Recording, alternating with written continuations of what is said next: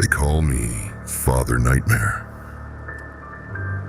This old abandoned church stands like a forgotten sentinel in the moonlit night, its ancient stones whispering secrets, long forgotten. Inside, I sit alone in the dimly lit chapel I use as a studio, my voice echoing in the silence as I prepare to weave another narration of terror. They call me Father Nightmare, a title earned through nearly a century of haunting and dark tales spun into the night. My real name has long been lost to time, my past obscured by a web of blood oaths, violence, vile acts, and arcane knowledge. What I will confirm to you is that in my youth, I had been a chaplain in the military, a man of faith who believed in redemption and the power of prayer. But war has a way of stripping away ideals, leaving behind only the stark reality of survival. The night that changed everything is forever etched in my memory. It was a night when we were encircled and ambushed in a small village, choking on air thick with the stench of smoke and death and desperation. I remember the panic in the eyes of the young soldiers under my care, looking to me for a miracle as their faces contorted in agony, their final moments soaked in horrors no man should have to witness. I tried to offer words of comfort, prayers of protection, but they were swallowed by the deafening roar of explosions and gunfire. As the night wore on, the enemy closed in, their movement dancing in the flickering light of burning buildings. I saw things that night, things that still haunt my dreams, shadows that moved with a life of their own, an unseen presence that made my hairs stand on end. There was one moment, in particular, that stands out in my mind. I was crouched behind a crumbling wall, the sounds of battle raging around me. I caught a glimpse of movement out of the corner of my eye. A figure, shrouded in the blackness, watching me with eyes that glowed with a pale, otherworldly light. I froze, my heart pounding in my chest as I stared into the abyss of those eyes. I felt a chill creep down my spine and seize my mobility, a primal fear unlike anything I had ever known, a mix of being hypnotized and paralyzed at the same time. And then, as quickly as it had appeared, the figure vanished into the night, leaving me shaken and unsettled. That encounter was the catalyst for what came next. As the battle enclosed around us, I found myself drawn to the areas where light couldn't reach, to the gloom that seemed to pulse with a life of its own.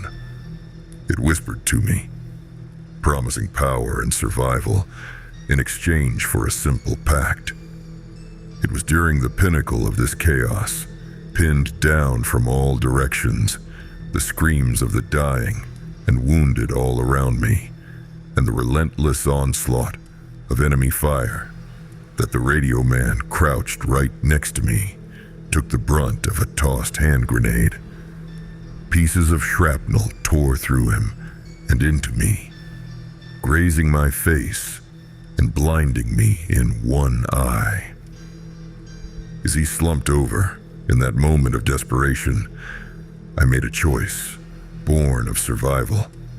I called out not to God or any benevolent deity who had failed my brothers and me, but to anything that would listen, to the darkness itself. I offered my soul in exchange for a chance to survive, to escape the jaws of death snapping hungrily at my heels. And someone, or something, answered. Time slowed down to a crawl, and the entity I had witnessed before poured itself out of the shadows. It called me by name and offered its jagged hand to me. In a wordless exchange of thoughts and images, it offered me an oath of an ever-extended life, in exchange for a simple blood pact.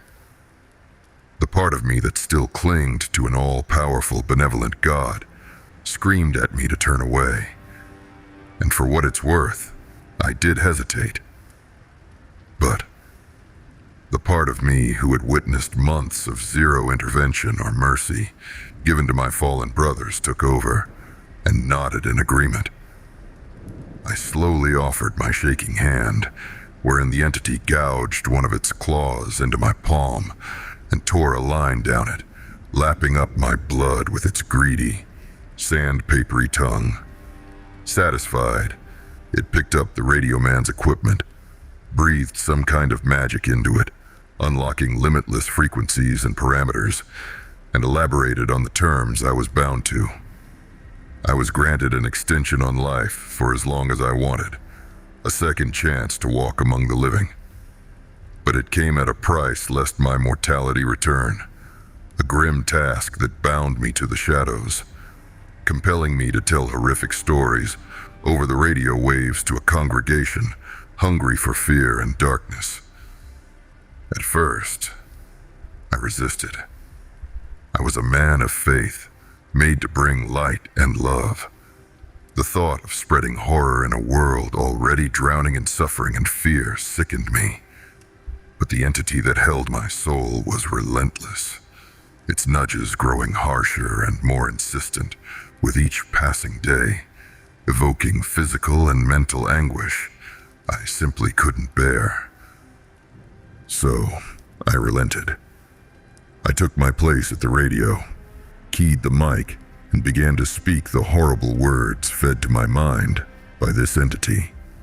My voice, once filled with divine grace and compassion, now dripped with dread as I spoke tales of wraiths and demons, of cursed objects and vengeful spirits, of brutality and bloodlust. My listeners, hidden behind walls and distant places, tuned in night after night, drawn to the flood of terror that emanated from their radios. They hungered for that rush I could provide, oblivious to the evil that consumed me with each passing tale. As the years and decades passed, technology evolved, and the radio waves gave way to the digital realm. I adapted, shifting my broadcasts to the new mediums, reaching an even wider audience, hungry for the sensations I could provide. And alongside this, the entity was now recruiting a willing army of authors to propagate and envelope the world with disturbing stories. I found myself joining forces to push the boundaries of dread and morality in search of that elusive thrill to captivate my listeners. But then, something awakened in me, a paradigm shift that wouldn't have been possible were I still behind radio waves broadcasting into the faceless ether. Comments were being left of appreciation, of meaning and communion. I saw these stories were not just a means of fulfilling a sinister obligation, but a way to connect with others again, to share the weight of our collective fears and nightmares. And each subsequent night, as I sat in the quiet of my studio, I could feel a growing sense of purpose.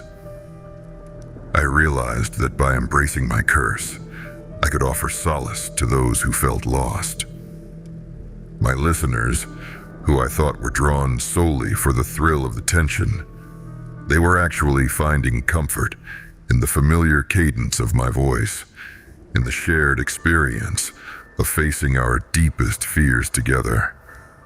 And so, I continue to tell stories, not out of compulsion or despair, but out of a newfound sense of purpose. I am Father Nightmare, not just a harbinger of horror, but a beacon of hope in a world shrouded in darkness. As these nights pass and stories unfold, I find redemption in the words I speak. I am a storyteller, not of nightmares, but of resilience and courage in the face of adversity. And though the entity that holds my soul still lingers in the shadows, its whispers are now softened by the light of understanding. I know I have found my calling, to tell stories that transcend hopelessness and fear and unite us in our shared humanity, one tale at a time. Aha! You survived the story. Think you can handle how deep, dark, and disturbing the rabbit hole goes? Click on the playlist and let me know in the comments where your breaking point is.